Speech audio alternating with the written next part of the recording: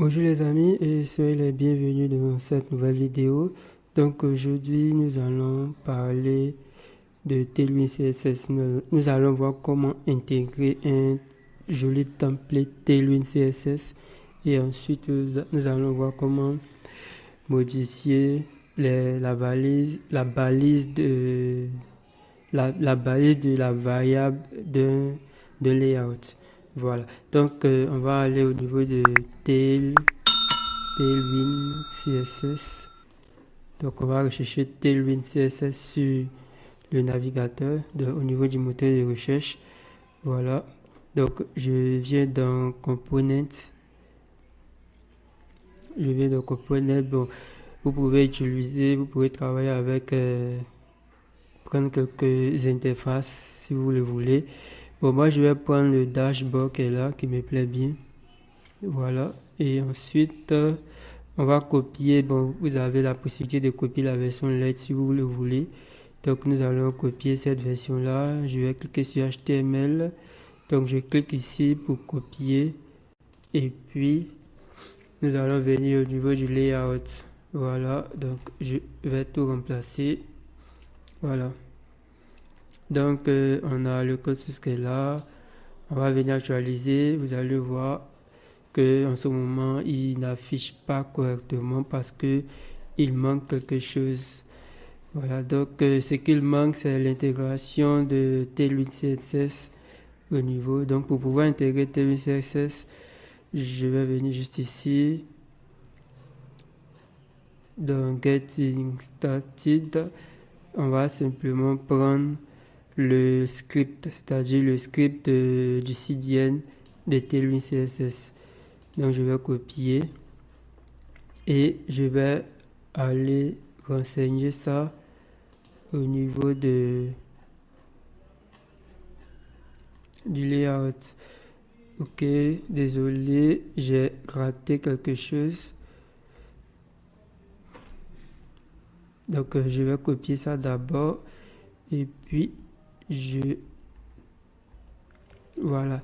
Donc c'était plutôt au niveau du body que j'aurais dû copier. Donc je colle ça juste ici. Et ensuite je vais copier le script de Tailwind CSS, le script CDN de Tailwind CSS. Voilà, donc là je vais venir le mettre ça au niveau de la balise HUD, tout simplement. Maintenant, nous allons actualiser. Voilà, maintenant que nous avons actualisé, vous voyez que on a le joli template qui s'affiche. Voilà, donc on a un très beau template qui s'affiche et nous allons profiter pour modifier et puis vous voyez que là c'est un peu responsive. Voilà, vous voyez, donc on a un petit menu. Nous allons modifier ce menu là pour mettre ces menus. Ok, donc nous allons continuer. On va modifier le menu et le menu on avait le title et on avait la page d'accueil, donc on va mettre accueil et puis le lien c'était un slash qui signifie la racine et ensuite on avait la page à propos, donc le lien c'est slash about et puis on avait la page service. Voilà, donc ici le lien c'est service et puis la page nous contacter et puis ici le lien c'est contact. Voilà, et nous allons retirer le dernier.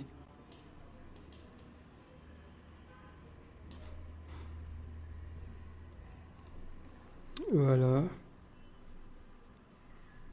ok, on va venir actualiser le truc. Donc là on a la page accueil, à propos, service, nous contacter. C'est pas encore terminé. Et puis on a le contenu qui est là.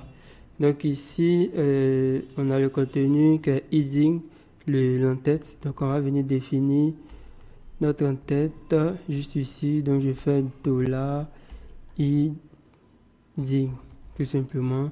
Et puis notre contenu juste ici, ça sera plutôt $slot. Voilà, donc le slot sera juste ici. Mais par contre, par défaut, le $heading n'existe pas.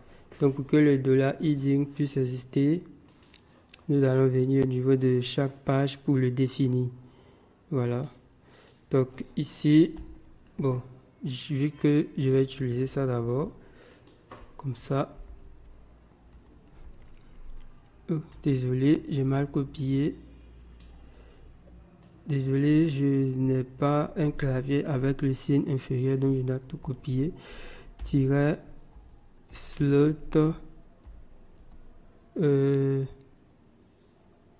slot 2.id égale, est-ce que c'est juste, égale page d'accueil. Bon, accueil, est-ce que c'est juste, est-ce que c'est ça? Désolé, c'est, voilà, c'était ça. Maintenant, je vais devoir fermer la balise en copiant le chevron ouvrant, le chevron fermant. Parce que, ok, et puis je vais fermer la balise comme ça. Voilà, slash. Je pense que c'est bon. Ok, on va venir actualiser pour voir si ça passe. Ok, ça ne passe pas. Donc je viens à peine de me rappeler, c'était plutôt ça. Comme ça, 2.heading. Voilà. Et puis ça se termine par ça. Voilà. Et juste au milieu, je vais mettre page d'accueil. Voilà. Donc là, je vais mettre bienvenue sur la page d'accueil. Donc là, c'est l'entête. Voilà, on va actualiser. Ok, et ça passe. Donc on va faire la même chose pour les autres pages. Voilà, donc ici aussi, je copie tout ça. Je vais venir mettre ici aussi. Donc là, ça sera page à propos. Et puis là, ça sera bienvenue sur la page à propos. Et puis, il y aura la page contact. Page contact. Puis ici, je vais mettre bienvenue sur la page contact. Et puis la page service. Le titre des différentes pages. Page service. Donc ici, c'est bienvenue sur la page service. Voilà. Donc, on va actualiser. Ok. Donc, on a la page accueil et on a le titre de la page d'accueil. Ensuite, on a la page à propos. Ensuite, on a la page service. Ensuite, on a la page contact. Donc, vous voyez qu'au fur et à mesure, ça change. Et là, nous sommes uniquement sur Tailwind CSS. Voilà. Je vais essayer de retirer ça qui me gêne un peu. Donc, pour le retirer, je vais au niveau du layout. Voilà. Je vais chercher à avoir plus de place. Je retire ça comme ça. Ok. J'actualise. Je sais pas pourquoi. Je sais pas pourquoi j'ai retiré et il s'affiche encore. Donc c'est que je vais le remettre.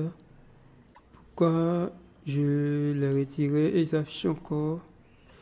Bon, je vais le retirer carrément. Ensuite, je vais retirer ce bouton là. Voilà. Ok. Et puis, je fais CTRL F5. Et là encore là. Il est encore là. Donc pourquoi il s'affiche encore?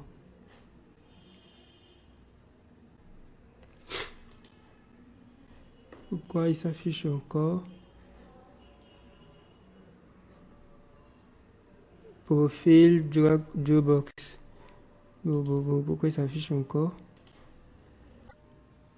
Ah oui, c'est la version mobile que j'ai retirée. Donc le voici ici. Je le retire lui aussi. Désolé. Il existait en 2 versions. Voilà. Donc je vais le retirer lui aussi. Comme ça, il va plus me gêner. Donc j'actualise. Ok, mais j'ai retiré l'image. Donc je vais faire CTRL Z. Voilà. Ok. Voilà, donc on va s'arrêter là pour cette vidéo. Maintenant, vous savez comment afficher les différentes pages et comment changer cette variable-là. Donc maintenant, vous savez comment changer les variables. Il suffit simplement de venir définir la variable heading. Mais vu que la variable heading de la heading n'existe pas, donc je vais la définir au niveau de mes pages. La page about, la page service, la page accueil, la page contact. Voilà. Donc merci d'avoir suivi cette petite vidéo.